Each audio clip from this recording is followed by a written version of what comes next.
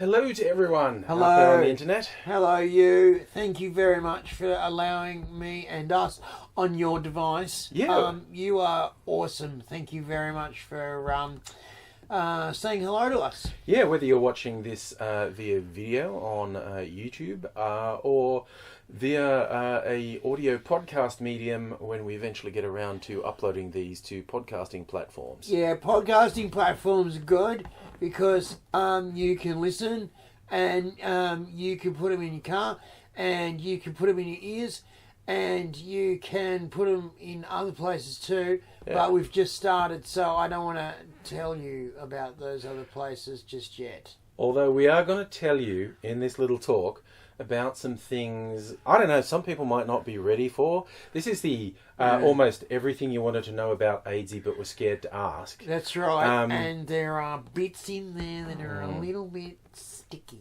Yeah, and although, as I think about it, scared to ask, I always remember in any videos or live streams, the people aren't particularly scared to ask. I think you, I think you radiate that. No, seriously, say anything. I'm fine. It's all good, you know. I will tell you. And for those who know the AngryAussie channel and the many and storied events in AIDzee's life, you'll know about Code Grey. You will. That was a stage show. It went on in the Melbourne Comedy Festival some years back. Mm-hmm. It was basically a comedy show about escapades. Escapades, and escapades in the Australian health system.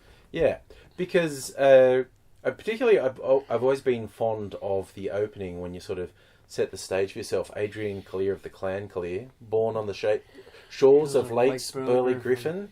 And then you run through all the things that have happened in your life, having been shot, stabbed, buried alive, drowned, fallen out of an aeroplane. And none of those are the actual story. You say all these amazing things. Yeah, but we haven't got time for any of that. No, we are just going to talk about one of the times you died. Yeah. And you actually died more than once in this story. Yeah. And the reason, well, there's a couple reasons we're going to have a bit of an in-depth talk about Code Grey. One is just because people are always asking, quite honestly. They want to know a bit more about it. You can see a recording of the live show. You just search on YouTube, AIDzee Code Grey. You'll find it. You'll find it. Along with a bunch of behind-the-scenes stuff, some interviews, some very interesting background stuff. So yeah, you got to search a little bit in the actual channel because I did some vlogs because I was wildly addicted to drugs and my boss, Angry, and my mum basically made a conspiracy with all my friends and said, we've got to dry AIDzee out from the drugs. And so I got sent to Canberra and I basically was really quite annoyed. And I did a lot of vlogs about being really quite annoyed. And I did a tongue-in-cheek intro music thing. And then I got told to stop doing that. And then, I got back on the drugs because I found some people that would give them to me. And then I went back to Melbourne and after a while got healthy. But in between, I got really unhealthy and was given 2 years to live. And when I spoke to my doctor later, he said, no, mate, it was like 2 weeks. They were just trying to soften the blow when they said 2 years. And he said, I wouldn't have put my house on you lasting more than 2 days. Yeah. Oh. And that was like, what, 5 or 6 years ago? It was like, 6. Yeah, something like 6 that. years ago, yeah. But, so one of the reasons we're going to spend time having a bit of an in-depth discussion. And there were some depths that were gone into, figuratively, literally, body exploratory wise. Oh, yes. Trust me. Yeah, besides the fact just people want to know, we are also looking at, there is a pitching competition in VidCon Australia this year to try and get some funding from Screen Australia to develop. And we've always wanted to rewrite like the 1 hour stage show into webisodes, like say 10-minute episodes, and each one would be telling a different part of the story, because there are many parts of the story, from the early days when you were the strapping young star of the comedy scene. Oh, yeah. In the early times, there was no stopping me. I was just the most ambitious. Look, seeing a young comic on the rise is an awesome thing, because they're just so politely aggressive, and nothing can get on your way. And these guys, you can tell the guys who are going to really make it, because they walk on stage like, corporeal gods. It was awesome. And then I got fired. Yeah, the first downward trend, that was not even the main story. That was rheumatoid arthritis. Again, you were only about 30? I was 26. Okay, younger. This is a thing. And one of the central themes, which we will end up discussing, is Australia's health system, what it does, what it can do, what it means. Because far too often everyone thinks emergency health care's for old people. And yes, broadly, the older you are, the more likely you are to need particular health care. But young, up to that point, very healthy people can get, in your case, more or less literally crippled by any number of things.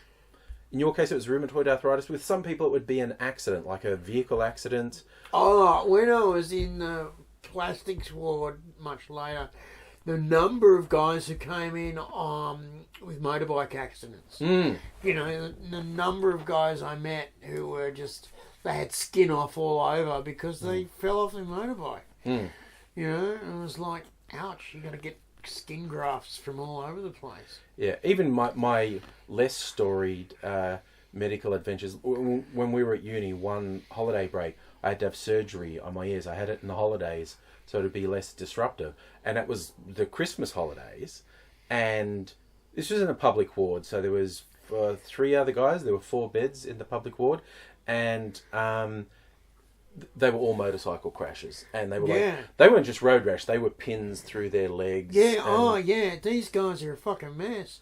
And they say to you, wear your leathers, and in the summertime guys don't, they just put on their helmet. And, fuck me, they come a gutser and scrape on the road. And that's the big thing. The weird part is they'll break a couple bones, which is bad, but they'll scrape all over the road. And if you lose enough skin, you will die. Yeah. A minor spill without protection can rip off a bunch of skin. We've both shared hospital wards with guys who've been on that. But, yeah, you're again a living example. You weren't even doing anything dangerous. It was literally just rheumatoid arthritis popped up. Went, hey, how are you doing? No, you're not. And and how you doing? Good. No. I've thought about it. You saying like there were 2 reasons the rheumatoid arthritis basically smashed your rising stand-up career. One is you were physically not that able to keep going. Yeah. But 2 is the times when you felt you were able, people didn't want to see this sick guy on stage. No, because you don't want to connect with someone who's sick. And it's a human thing, right? We're all in the cave and we're sitting around the fire and someone's sick. What you want is that guy to crawl over to the edge of the cave and go to sleep and be tended by people in the cave, but he's got to go away from the circle because not everyone wants to get what he's got. Yeah. And you don't want to relate to that guy. And so it works on stage too. People want to get and ride along with the story with you, but if you're sick, then is there this weird contradiction? Jokes about death, hilarious. Jokes about wanting to die, hilarious. Looking like you might actually die on the stage, fuck off. Not good. Not good. Not good. Go away from me. I don't want to see it. I don't want to feel it. Got to the point where my skin was so grey and horrible that I dyed my hair blue, like electric blue, so that it would make people think that it was just a trick of the light. And it worked really well. Except, eventually, I was too sick to move. Yeah. And then eventually, somebody very powerful in comedy fired me. Yeah. And we'll go into that. That. I've seen photos from that stage. Grey is flattering. You were actually a kind of copper green colour in a, so obviously sick. And you were clearly just propping yourself up, going like, here I am, I'm in a family photo, everything's fine. It's all good. Don't worry about it. And you're like, ooh, dude, maybe not. Yeah. Maybe not. Yeah. Maybe not. At my 30th birthday, right, where lots of very famous people turned up because, it was me. And my folks came and said, well, we've got to congratulate you. And I said, oh, thank you. It's very kind. And I said, no, well, yeah, because we didn't think you were going to last till 25. And I went, it's a bit harsh. I wasn't even sick then. They said, no, you weren't, but you were involved in many things that you shouldn't have been involved in. Yes. And I went, that's fair. Yes. That's fair. Yeah, look, it may or may not have involved working with criminal syndicates. Yeah. May or may not have involved accidentally being in a porno. Well, that was an accident. Yeah. That was an accident, accidentally being in a porno. You really thought you were there to deliver pizza. Effectively. And I was on drugs at the time. And before... I can't... that's the problem, because every time I done something wrong, I always say I was on drugs at the time. But see, that was 20 years. Yeah. And it's everything. Yeah. It's not really fair of me to say I was on drugs at the time because I just was. Yeah, it's not so much an excuse as an explanation. Yeah. Yeah. It's not saying therefore everything was okay. No. It's a just so you know sort of thing. Yeah, and people come up to me even now and say, oh, blah blah blah. And I go, I'm AIDzee. Who are you? And they say, we've met 3 times. And I go, oh, shit. And in fact, we initially met. We did the same uni course. Yes. And then went our separate ways. But then we re-met when you were essentially coming back from the rheumatoid arthritis thing. That's right. You'd reinvented yourself. You were now a director and mentor to young comics. Yes, I was a director, and that year I had 3 shows going, and I found I could cope with 5 shows, but no more. The year that I did 7 shows was a bit of a friggin' disaster because there wasn't enough time and I was double booking people and they were freaking out and getting really angry, and it was a good year for the shows. They all went off, but I lost a lot of clients that year. I was directing, and that was a new world. Yeah, and successfully, and things were going swimmingly. You were going to be set up as a business. You were all set to go with a new phase of world conquering. Now, Australia is famously full of all these creatures that want to kill you. We have the most poisonous, most venomous snakes. We have the crocodiles. We have 2 kinds of spider that'll kill you. Yeah, scary spiders. And which of Australia's terrifying beasts struck you down? An ant. Not a sugar ant. Yeah, not a metaphor, not underplaying anything. An ant. An ant nearly killed me. An ant that was 3 millimeters long, or 4. I'll give it 4 millimeters long. 1/8 of an inch, we're talking. You're right. This thing bit me upon my scrotum. I'm just going to say it. upon my scrotum. And the thing with ants, right, and now I'm anti-ant. Anti-ant. Right, the thing with ants is they don't friggin' clean their mandibles between meals, right? And they get mandible gingivitis and numbers of, they're dirty. And so when they bite things, you get that. You get the disease. And of course you scratched because you were bitten, break the skin, dirty mandible fragments. And it's all over. Now, again, initially, I think virtually any time I've told people this, they think there's something else. They think you're exaggerating something. But within 8 to 12 hours, what exactly were we looking at? We were looking at a scrotum that was the size of a grapefruit. Yeah, not boasting, by the way. He's not saying his scrotum is normally the size of a grapefruit. This is a bad thing, not a good thing. It was. Man, and I was married at the time, and I said to my dear wife, I said, check this out.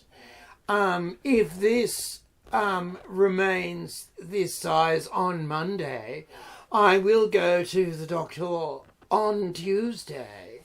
And she said, we're going to the friggin' hospital now.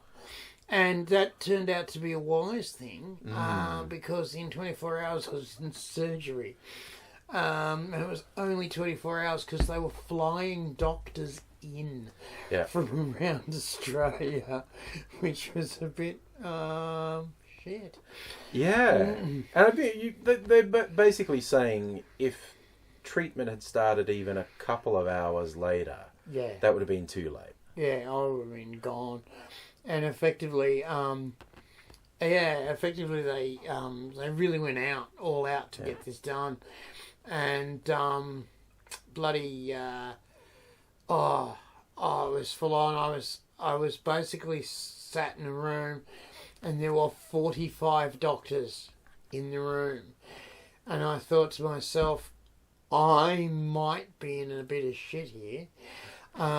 Because what you don't want is for your case to be interesting.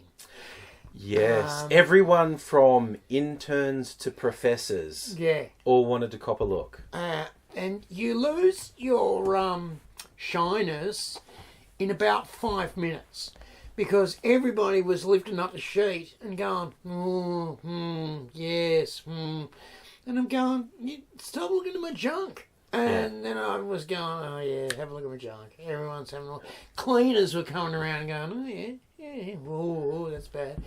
And I'm going, are you qualified? Yeah, I'm getting germs off the floor. Yeah, I'll just chuck some bleach on there. You'll be fine. You'll be great. You'll be good. Maybe I should have chucked some bleach. That might have helped. Because what it was a form of necrotizing fasciitis, which is an awesome name. Like a heavy metal band's name, that one. Yeah, unless you get it. Yeah. And then it's not okay. A form of flesh eating. It's bacteria. Yeah. Yeah. It's actually a bacteria that has a virus riding along with it. Yeah. And your specific one was Fournier's gangrene because it attacks the scrot. And every time we say this, we say you look that up at your own peril, because the photos are there on the image search. Yeah. Don't.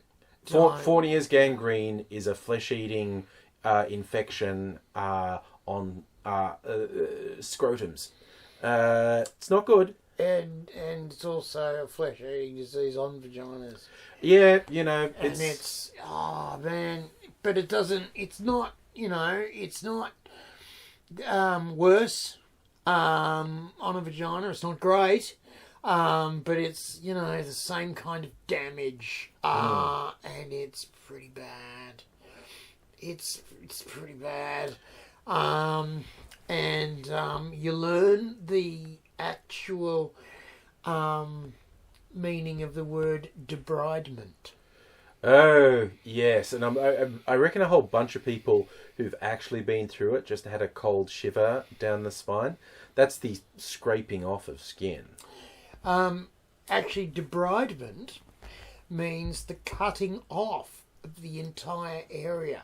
Now, I thought that debridement meant, shaving out the the bad bits.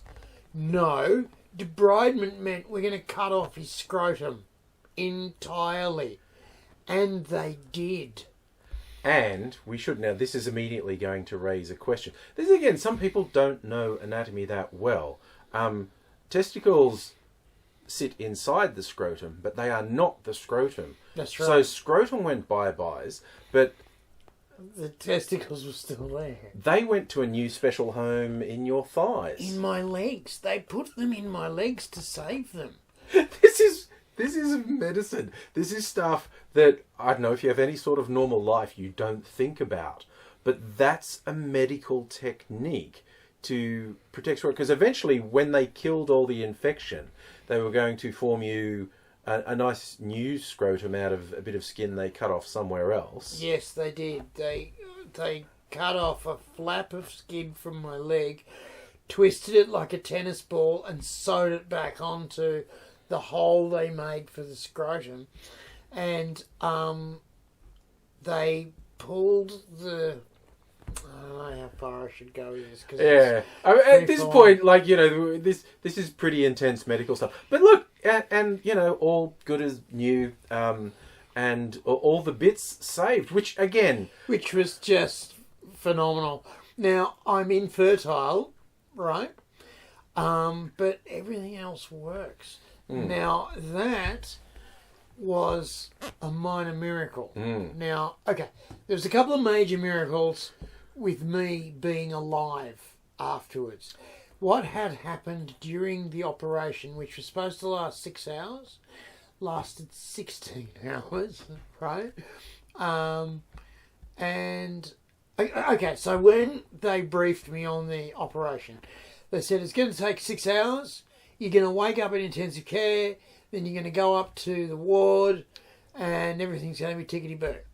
And what happened was it was like, okay, well, they had to find a vein first, and my skin was yellow, and it took them half an hour to find a vein, and these guys were embarrassed because they were anaesthetists, and all they do is find veins. And they said, this is our job, and we can't find a vein. We're really embarrassed. Eventually they did, and they pumped me full of a shitload of drugs. And then they put me to sleep. And then I woke up in intensive care. Everything's fine. And then I went up to the ward and everything was fine. It was clearly 6 hours later. What was weird was my mother was there. And I thought, Jesus, she got here fast. Because she lived more than 6 hours away. Right? And I'm just going, yeah, okay. Oh, good on Mum. And then I thought, cool, I'm in hospital, I'll see all my mates. And I didn't for 3 weeks. And I was going, why can't I see you? Everybody's ignored me. Thanks, bastards. And what it was I didn't wake up in 6 hours. The operation took 16 hours. And basically I was in intensive care for a week and a half in an induced coma. What had happened was my blood had gone septic, which means your blood is poisoning you and your organs start to liquefy. It's bad. And I love that you put that on the end. My blood was poisoned. My organs were liquefying. That was bad. It's bad, right? That's not good. Less than optimal. Yeah, a non-trivial injury. Yeah. And what they did was they put 80 litres of blood through me. Now that's 80 litres of blood through my system, and every time it went bad, they put another bag through and then strain it, because they had me on dialysis, right, to clean up the blood. But there's only so much dialysis can do with polluted blood, So they'd basically put another bag in, drain out the crap, put another bag in, drain out the crap. 80 litres. Now, I want you to start getting an idea of how the costs here. Each litre of blood costs $1,000 because in Australia you don't get paid for donating blood. It's just voluntary. And so people donate blood voluntarily, and like a shitload of people do it, which is great. By the way, thank you. And but the reason it costs so much is the administration and the trace back. Every bit of blood is tested, purified, mixed, and they trace back the blood to whoever donated to the system, right? And the blood goes everywhere, all over the country. They don't freeze it. So it goes bad in 3 weeks. It's thrown away. So they need a constant supply of blood. They store this stuff and then they move it around the country to whoever needs it, and they basically guarantee the purity and the wholesomeness of this blood that they put in people, and also it's a massive test thing. So if you, for example, are a bit worried about what's in your blood, if you think you might have picked up a disease, go and donate blood, because they find anything in the blood and they will ring you up. And so you have to go see a doctor, and you tell us which doctor you're going to see, and we'll write them a letter. And then the doctor says, you've got an STD or an STI. You have the cooties. You have the cooties, and you have to get fixed. But this tracking of this blood and this storing of this blood and this moving of this blood, so whoever gets it within 3 weeks, anywhere in the country. So it's massive enterprise. And so every litre costs $1,000, and you're getting blood within a hospital environment, and it's free. The antibiotics they were putting into me before and during this costs $3,000 a bag, and they put 50 of those into my body. That's an insane amount of cash, except that was nothing. Yes. It was bugger all. The actual bill, I'm just going to get this out now, the actual bill at the end of my reconstruction, so it was the emergency phase, then they put me at home to recover, then they gave me a new scrot and put my testes back in the new scrot. The recovery and the emergency and the rehab after cost $10 million. Well, that's thinking, why do we have this healthcare system for that sort of thing? And look, I'm just going to do one thing, because I can already imagine comments being written for the video portion of this that we're framed really awkwardly. There's all this empty space over here. So I just want you to shuffle across. I'm shuffling. I was going to give, Yeah, you do that. Yeah. Because, But you can do that, but we just have to be in the middle of the frame. It's my psychic powers have seen comments yet to be written. Yeah. And someone will have already written that and have kept watching. And now they'll be going, he knew. Yeah, he has got psychic powers. Because he knows when I do poos in the hall. Yeah. And I get grabbed by the scruff and get my nose in, and sometimes I get spanked, but that costs extra. Yes, that's only on special occasions. Yeah. But this is a good point to bring back to our work, because that's the basic story in a nutshell. Extreme medical misadventure, and it was like $10 million worth of medical treatment. When you take into account just the consumables, the professional time of the dozens and dozens of people who spent hundreds of hours. And the machines, all the high-end machines that you went into you. And those machines, right, they take major pieces of equipment in those machines, and when they're finished with you, they throw them away. especially if you had some super gross flesh-eating infection. They don't want that stuff touching anyone else. It's just a thing. It's just a thing. And by the way, this I'm going to throw this in. This type of infection has roughly 98% fatality rate. That was one of the things that you knew you were in trouble when it was one of the interns who accidentally slipped. Oh, yeah. This bloody intern was trying to impress these other two interns, trying to put parts of him in parts of them. And he said, we're so lucky to see this in a live patient. Usually we've got to wait for the post-mortem slides. And I was just going, oh, shit. And, at some point along the line they said, yeah, you got a 95% chance of checking out. Yeah. I should have known something was wrong because in the middle of the night, the nurses were happy to roll me downstairs and have a cigarette. Now, that never happens. They don't let you out. If you insist on going out, they'll let you go. But you won't get back in. The security won't let you back in.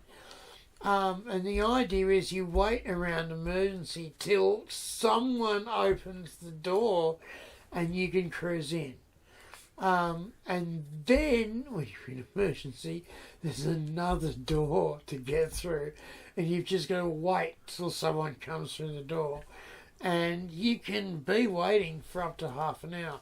But that didn't happen to me. The nurses were taking me downstairs every hour or so to have a cigarette. And I was going, yeah, this is cool. That's very nice of them. It was very nice of them, but they were basically going, yeah, it doesn't matter. It's just this guy's last cigarette. Yeah, they were letting you have a last ciggy. This guy's going to be dead tomorrow, so it's all right. Don't worry about it. He's cool. So, at least make him comfortable. Yeah. So I should have also realised something was wrong because they were giving me morphine every 2 hours. And that's the other thing. You and you're asking people, please give me drugs. Of the various dozen or so times I visited you in hospital, because you've been in and out that many times, you always go like, oh, this is a bad one. I asked for morphine and they gave it to me. Yeah. Because that's the thing, right? When you're in hospital, you never ask for drugs. They ask you, are you in pain? And you give them the number because it's out of 10. And they go, oh, okay, we can sort that out. And they do. But if you think you're in trouble, right, you go, oh, yeah, can I have some morphine, please? And they go, no, we're just going to give you these painkillers. And you go, oh, thank fuck for that.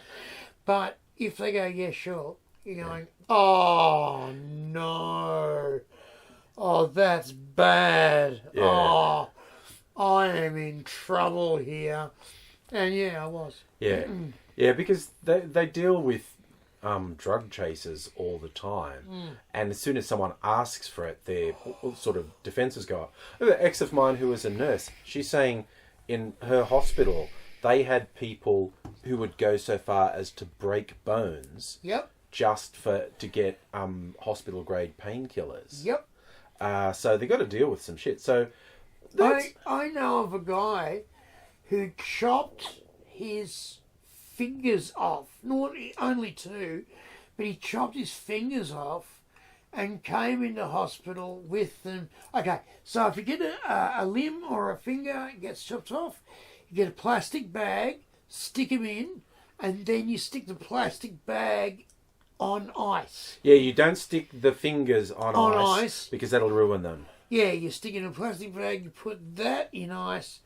So you can usually have two plastic bags with one of them in ice, and then you race off to the hospital and the microsurgeons can put your limbs back together again. But, this guy had chopped his fingers off for drugs. And he said to me the third time I did it, they were getting a bit annoyed because it was the same two fingers every time. And, not smart. No. And they were going, you're just doing this to get the drugs, buddy. don't cut your fingers off anymore, or because they put him on a Doan program after that, and he was okay. But still, these guys go to extremes. I, for example, die every 6 months. Just to keep them on their toes. Just to get the drugs. Yeah. And, with the dying thing, as long as it's a draw, you're winning. Yeah. Yeah, it's like you've got to get up each time you go down. So you can die 6 times so long as you get back up 6 times. That's right. It's got to be an even number. Yeah. As Chumbawamba said, get knocked down, but get up again. Get up again. Or it's not Doraemon. There's a Japanese wooden toy that you push it down and it gets back up again. And I wish I could remember its name. There's a lot of those things, the clown things that have a weight in the bottom and you punch their nose and they come back up. Again. Yeah. Yeah, in for the bone. See, okay, so this one, because we're going to enter this pitching competition for the story of Coco. It's a fictionalised version because the true story is too weird. Yeah. So we've just been telling you the bits of the true story. Yeah. So we're going to make it a bit lighter than reality, because reality's too fucking grim. There's one bit of the true story that I found that I can't tell. Because the first time I told it to a couple of people, and then I told it to a nice lady, and she fainted. And I told it to one of my comedy colleagues, and he was starting to lose consciousness. Yeah. So I had to stop saying it, and it was an event that happened while I was on drugs, and I was on ketamine. I was on a shitload of ketamine, and I fell down the K-hole, and I did bad things. Well, sorry, was that recreational, or was that the hospital ketamine? That was the hospital. Yeah, I was about to say. The hospital gave it to me, and they thought I'd sleep through it. No. That was our favourite story about the flappy dogs came out of the ketamine too, didn't it? Was that the ketamine, or was that just generally the drugs they had you on? That was general. I'd had a bit of ketamine, but that was general. And I'd just come out of surgery. And I said, look at the flappy dogs, because I couldn't remember the word for penguin. Which, okay, I'm just going to throw in there, at this point you're wondering how does penguin make it any better.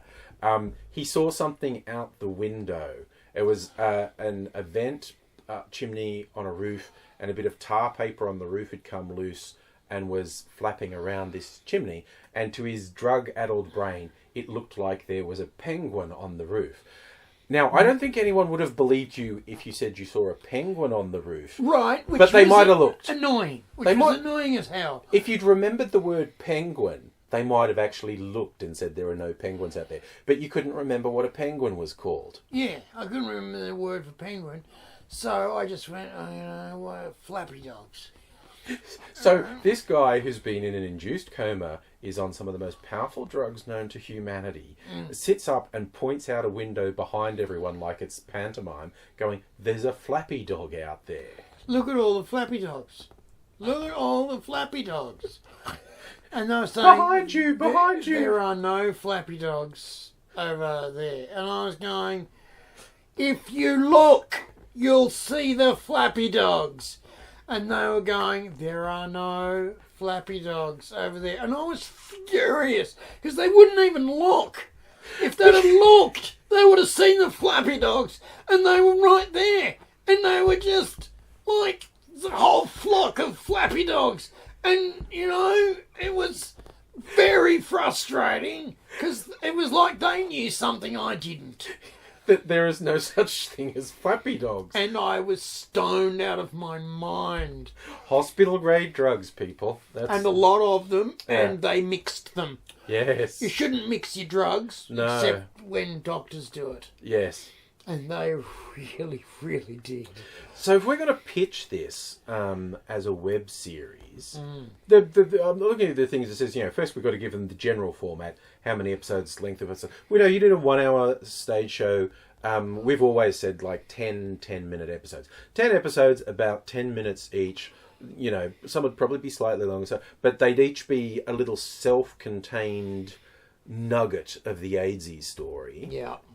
So that part's easy. And the next thing we've got to tell them is genre, characters, brief plot summary. Now, we told you a long plot summary. Yes. We have to do a brief plot summary. So, okay. But I love the idea of genre. Okay, well, shorthand is comedy. Yeah. Or what's the term people like to say for the edgy TV shows these days? Dramedies. Because there's drama. You know, Breaking Bad. There's more drugs in your story than in Breaking Bad, really. I know, right? I know. There's more drugs in my story than in Breaking Bad.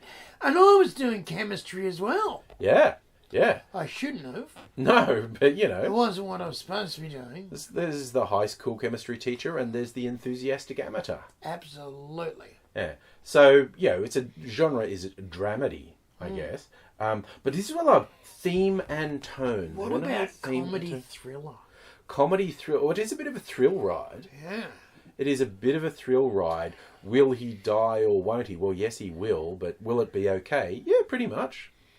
Yeah, but it's a bit like, you know, one of my comedian friends was watching Titanic, and at the end, this girl was crying, and her boyfriend said, "Oh, don't worry, sweetheart, it's just a movie." Awesome. What's his name? Richie Cunningham. What's his real name?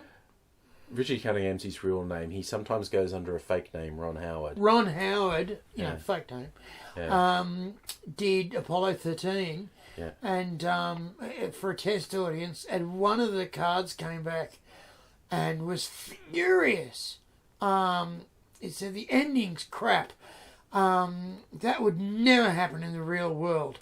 You know, the movie was okay until you buggered up the ending. Yeah. And them all surviving was implausible. Of course it was. That's the story. You know, it was just a ridiculous Hollywood ending. Yeah. And Howard just went, okay. But that's the thing, because, okay, well, mentioned before we did the same uni course. It was a theatre course. Yeah. And I majored in writing, script writing and creative writing. And a text we used, it's not an official textbook, but it was a text for us. The writer William Goldman had a book called Adventures in the Screen Trade. It's friggin' brilliant if you want how to be a script writer. He wrote my favourite, The Princess Bride, Marathon Man, and a bunch of other things. He very accomplished screenwriter. Very good at his job. And what he said was, the truth is no defence against something being implausible. Yeah. And he said, for instance, I'm going to do a caper movie where these guys need to get to the richest woman in the world who's behind multiple layers of security in a secure castle.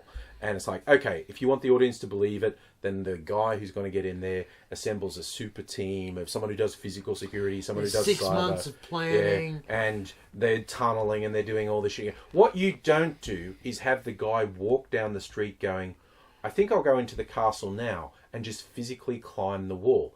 You won't have him with no planning luckily thread his way between all the guards, and there are guards patrolling constantly. Yep. When he walks past... And he doesn't know he's threading his way. No, this is pure luck, right? He's just walking through halls, yeah, and he just misses them. When he walks past security cameras, you can't decide in your movie to, at that exact point, have the guy who's watching the security monitors go out to take a piss. Audiences won't go for that. And when he gets finally to the door behind which is his target that has an armed guard outside it at all times, at all times, you cannot have just before he rounds the corner, the guard goes to walk his dog. Okay? And then the guy just walks into the room where the woman is. You can't have that. No one will believe it. That happened. That's a guy who got into Queen Elizabeth's bedroom. Yep. And that is how he did it. He was walking past Buckingham Palace one day and said, I wonder if I can go in there. Climbed a wall, no one saw him. Guards patrolling everywhere with no planning. He just miraculously went between their patrols. When he went past security cameras, no one was looking at the monitor. And that last thing literally happened just before he rounded the corner to the Queen's bedroom. The guy walked the corgis out To the outside. front. The Queen said, take him outside. And he did. Just before this guy rounded the corner. And then he walked straight into her bedroom and sat on her bed and had a conversation with her. That is a real thing that happened. That really, really happened. And he did all this because he was trying to protest men's rights after divorce. That was his thing. And he walked in to talk to the Queen. Yeah. And she hit the button. She said, "Would you like some breakfast?" And he said, "Oh, yeah, that'd be good." So she hit the button to get breakfast. Happened to be the button that was a panic button. Yeah, the big red button. And, the first person who walked in was her lady in waiting, who just said, "I wonder why she's pushed the button."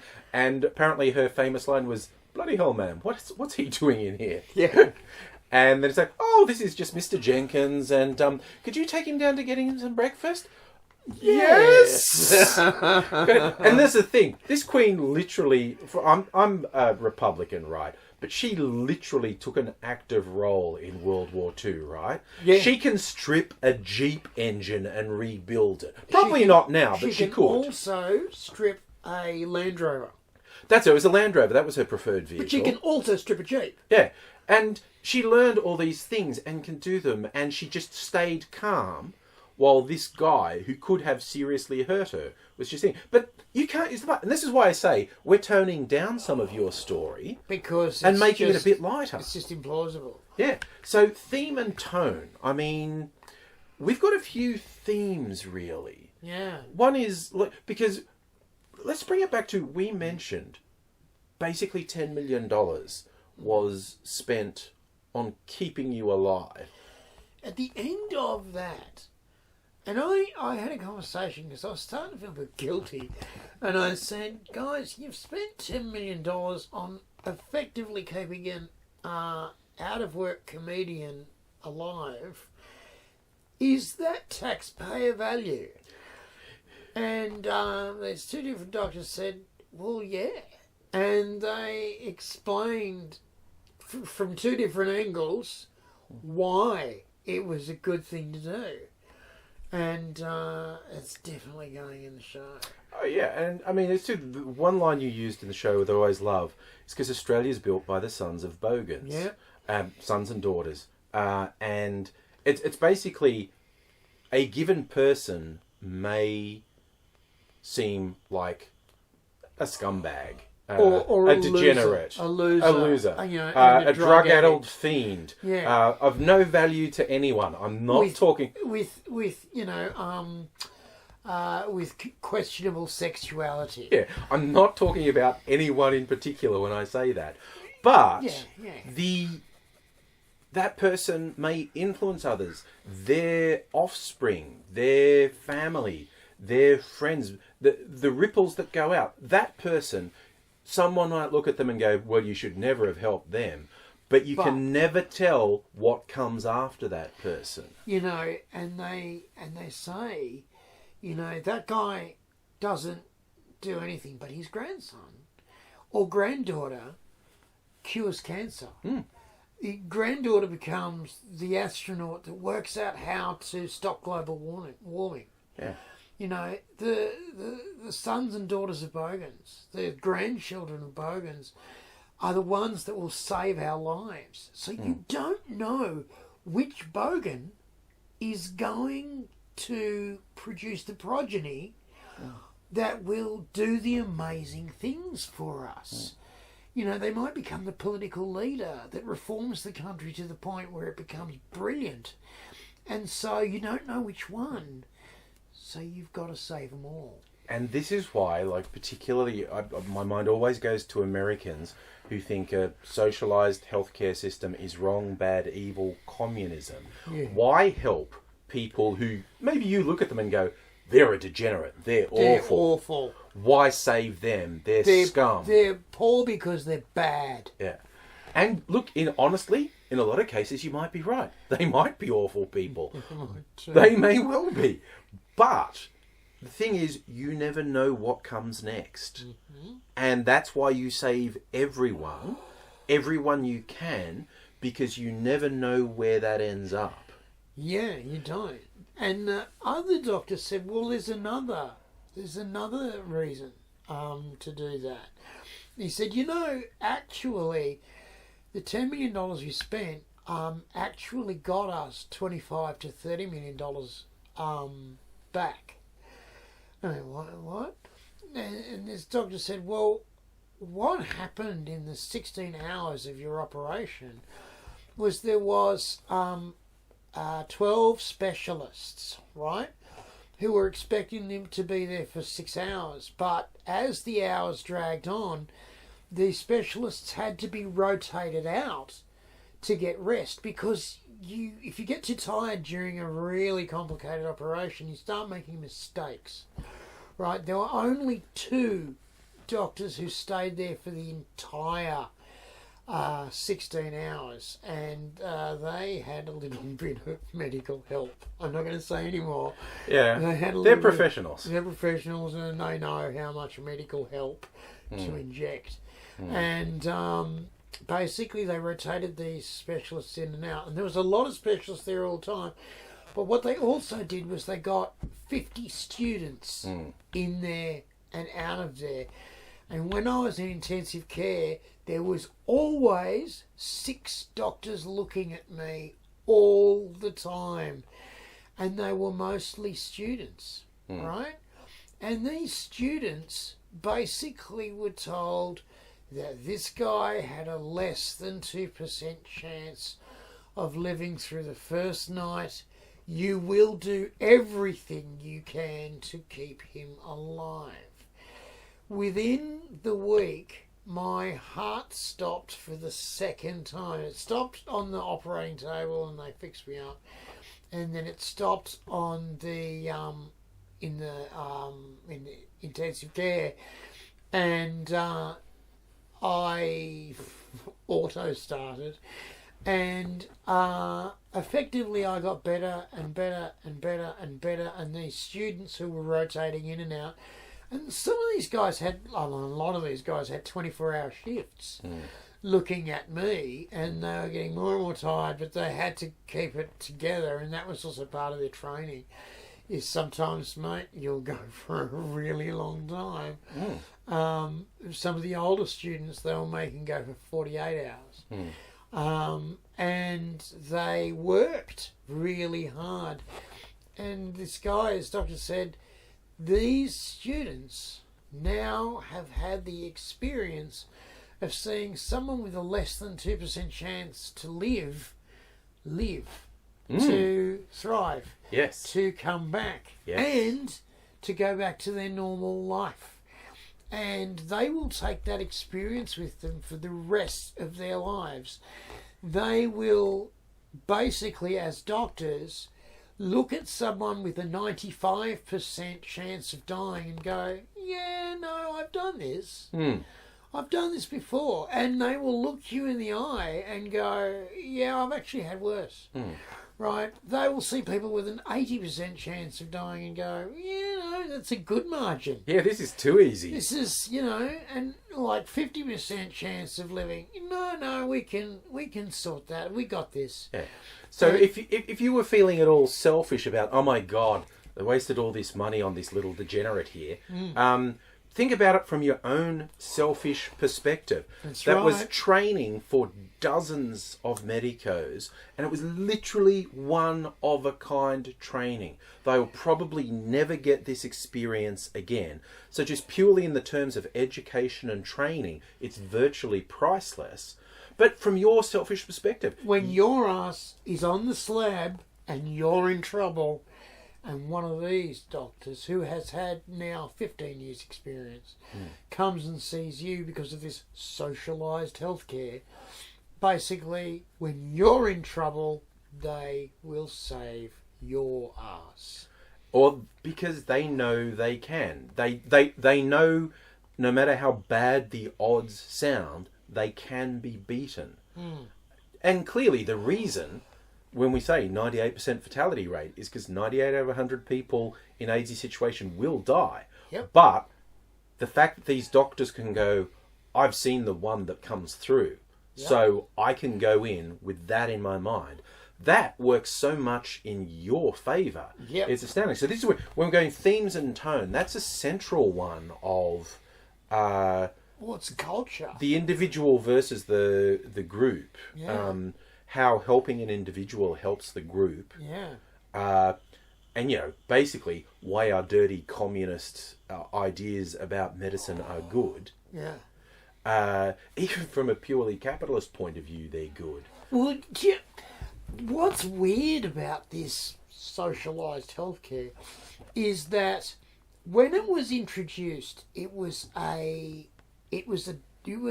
big risk, right? But they sold it to the government by saying, if you put the money in to make this work, you will get 3 times back what you put in after 10 years, right? Then what happened in 3 years was they got 10 times back what they put in 3 years. Now, this continued on. And basically when they looked at the numbers after 5 years, what had happened was the GDP had gone up by 10%, and they couldn't work out why, and it got steady at this level, and they looked at it and they worked out what had happened was because the whole workforce was way healthier, they weren't coming away from work.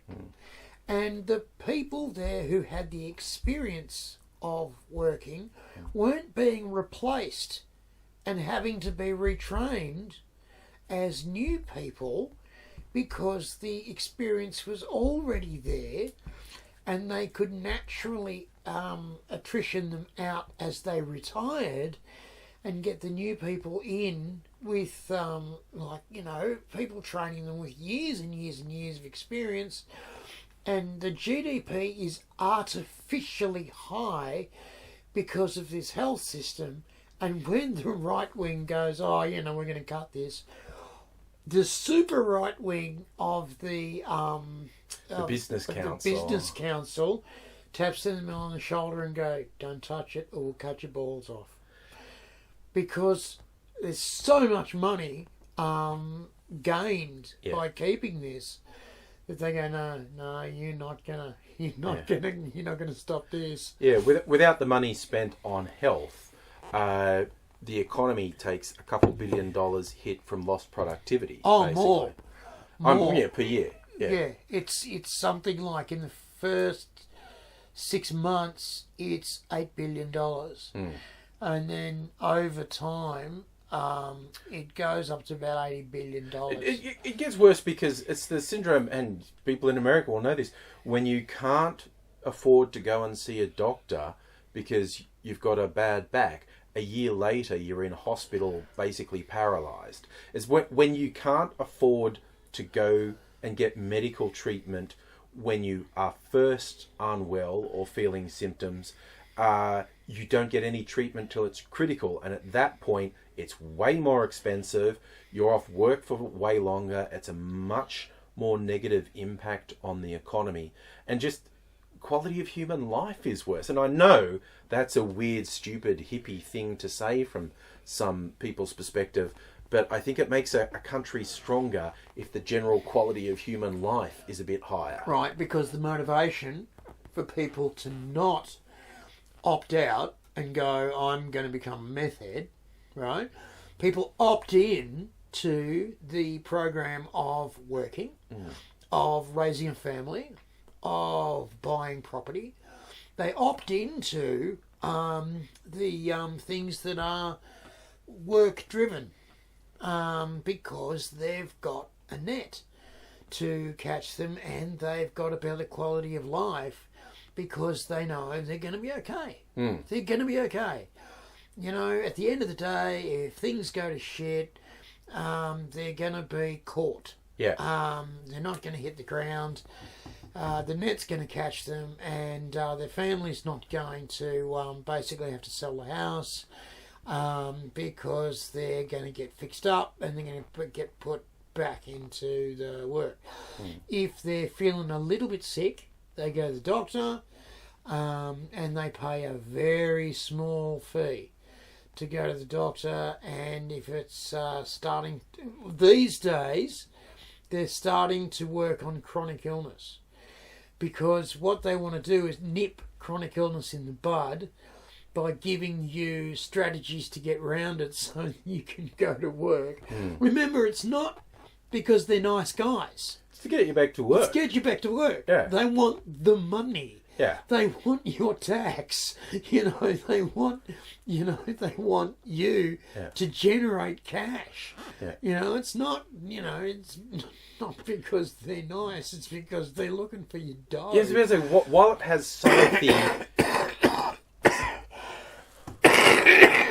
Guess who's got a cold? He survived all this time. It's all good. It's all good. They fixed me up great. It's great. So while a socialised health system, has some of the trappings of a charity, basically, it's not charitable. It's to keep the economy going. Yeah, that's right. There's no charity involved. Yeah. It's all about cash. It's based on return. So, so we get back to talking about themes and tone. Tone of it, definitely dark comedy, a lot of it, the fact that it deals with death, but it always brings you back to the light. So a phrasing that you've used often, like, this type of story that will lead an audience along and convince them to go right to the edge of the cliff. Don't be scared because I'm holding your hand. Yeah. And even if we go off the cliff, we'll sprout rings and fly. Yeah. Everything's going to be fine. I do remember one night, because the show was really well structured, and the first time you died, you're on stage, you wore a hospital gown in the show, and you're talking about there, and your blood's toxic, your organs are liquefying, everything's going badly, I should say, everything's going badly, and then you sort of, a lot of it's been really boisterous up to the point, but your voice is going down, down, down, and then you go, and then I died, and the stage goes black. Well, then of course, the lights come up again, but one night, because I was videoing the show, one night, and I died, and the stage went black, and this voice went, oh no! And we talked, there was a couple there seeing it, and this one girl who was there, really, it hit her so hard that he died, and the boy's going, he got better. Yeah. What do you mean he died? He's on the stage! He's on stage. It's just like, oh yeah. Like, she was so carried along by the story. When he died, she goes, oh no, he died. Yeah, and she's like crying and stuff. And we talked to them after the show, and it's just like, okay, well, it's that type of show that'll take you right out there. But honestly, it gets better, Yeah. He dies, but it gets better. He did get better. Yeah. Just like target audience is something we're meant to address as well. Yeah. And we just kind of, as soon as they said target audience, we were like, everyone. It's like everyone, It's everyone who is effectively a young adult right through to 70, 80-year-olds. Yes, anyone who will be part of the health system at any point in their life, and that is literally everyone. Even if you go through life with perfect health, people won't. It's a funny show. For God's sake, it's a story about a comedian. It's funny, and it goes places that most people don't, and it can do it with honesty, because yes, it is, as they say in the classics, inspired by a true story. Yeah. Based on a true story. We just changed it to make it more believable. Yeah. Because the true story was just a little bit out there. Too much. It was just too out there, Yeah. So, I think that's a good place to wind up this little chat. As for those who've always wanted to know what is Code Grey, and I suppose literally what is Code Grey, it's a hospital term. Code Red is an emergency. Code Red is fire. Code Red's a fire, they've got to evacuate. Yeah. It's weird actually, because they've got to evacuate the patients who are right there when something is burning. Yeah. Or the fire service have got to come in and check out the alarm that's going off and why, and they tell the patients to stay exactly where they are, and the patients are going, fucking something's on fire, I'd like to leave now. Now they will wheel you out if something's on fire. They will, don't worry about it. Yeah. And the first thing they do is stick oxygen masks on you. And I'm going, is that okay if there's a fire? You could be on pure oxygen. And so that's code red. Code yellow is a toxic spill.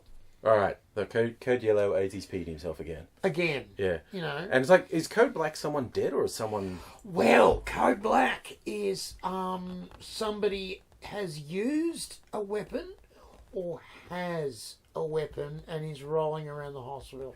So somebody's got in the hospital with a gun and either shot someone or is threatening or is rolling around the hospital with a gun. And what everyone's told to do is keep their hands down to turn off the patient alarms, to turn off the lights in the wards, right? Turn everything off. And then not to confront the person. And then the cops come and flood the hospital. Yeah. Is there a code blue? Yes, there is. Is that someone flatlining? Or? Code blue is someone flatlining. And it's also a... There's a thing called Met Call. Right? So what happens is the nurses look at a patient and go, I don't like this, something's wrong.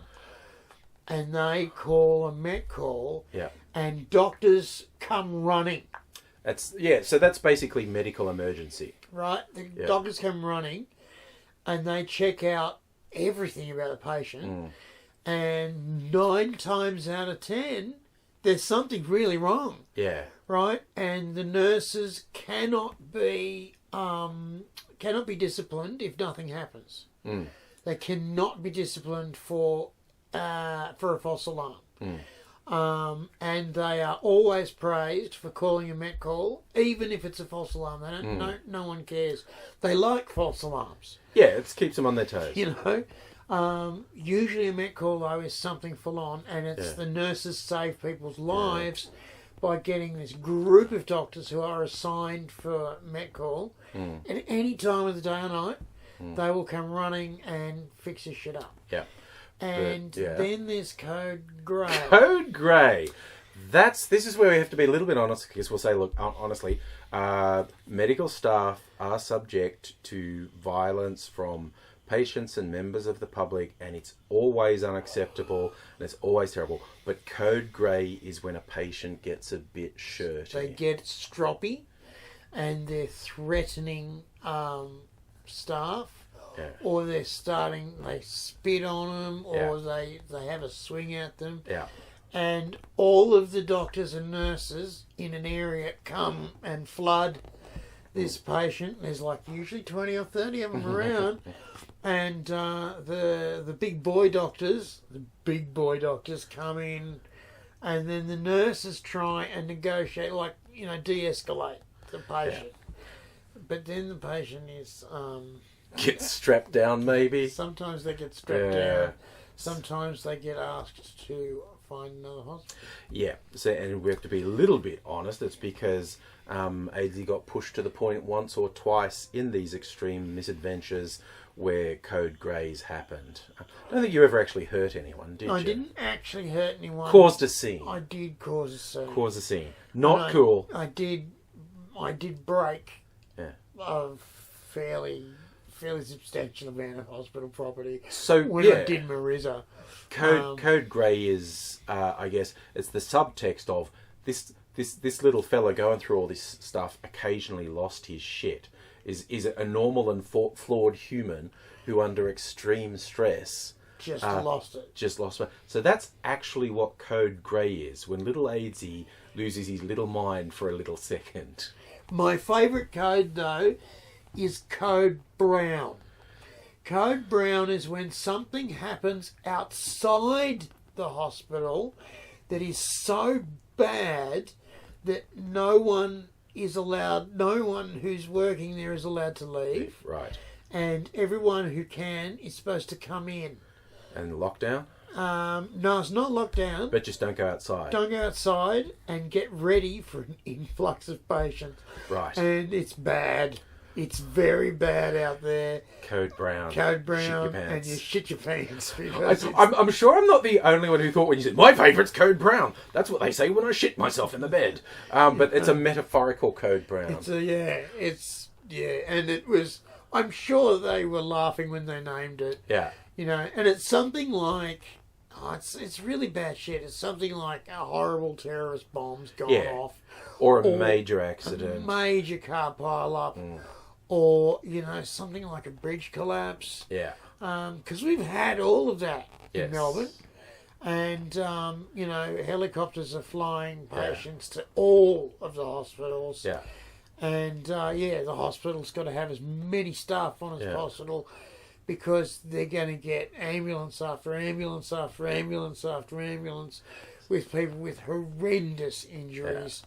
And they need everybody hands on deck to triage, to administer. It's the only time nurses are allowed to administer morphine without asking doctor's permission. I've talked to people who've done the training for that. It's very specific triage rules in the emergency. So that's lucky I wore my brown gown to work today.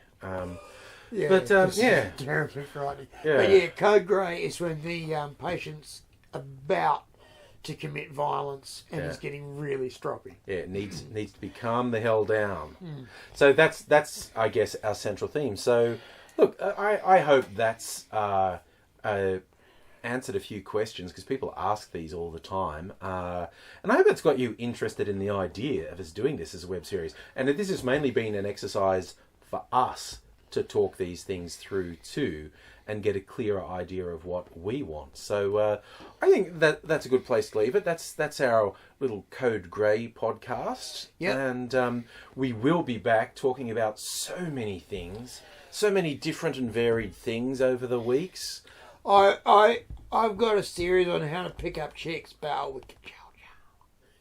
Which is also, people still get that, I think. But that's also from our generation. 70s and 80s porn had these sort of bad soft jazz soundtracks. Oh, yeah, and it was just... When the action started, it was bow, chicka, bow, wow, just like slapping the bass. And I think people still say it, and they don't even know why, because internet porn doesn't even have soundtracks, which is really sad. It is sad. But yeah, I'm sure you can find 70s and 80s porn on the internet. And just listen, and just like the soft jazz soundtracks they had in it was just doing the old Italian chef kissing fingers thing for how good the terrible soundtracks were. Yeah, and they used to try and make little movies. Yeah, there were plots. There were plots, and you know, and the one that was always an amazing trope was the pizza man. Right, so there'd be Bing Bong, and the girl in the diaphanous, night clothes would open the door, and in he'd come, and she'd go, "What are you doing?" And he'd go, "Hello, I'm the pizza man." And she'd say, "Oh, come in, and I will give you your money." "Thanks, madam. Where do you want the pizza put?" "Just over there." "Do you want extra sausage?" Yeah. Look, we were saying goodbye, and now we're talking about porn. And if we start talking about porn... It's hot in here. Why don't you take off your shirt? We won't stop for another hour. So a completely different talk will be about porn. I have no doubt whatsoever. Yeah. And also, I've got this series about how to pick up chicks, bow, chicka, wow. Spoiler alert, it's about being a decent fucking human. Yeah, it's really about that. But we will be back, and hope you will be too. Hope you enjoyed this, and we will communicate with you fine people again at a later date. And we'll say bye for now. Bye for now. Bye. Thank you. Bye.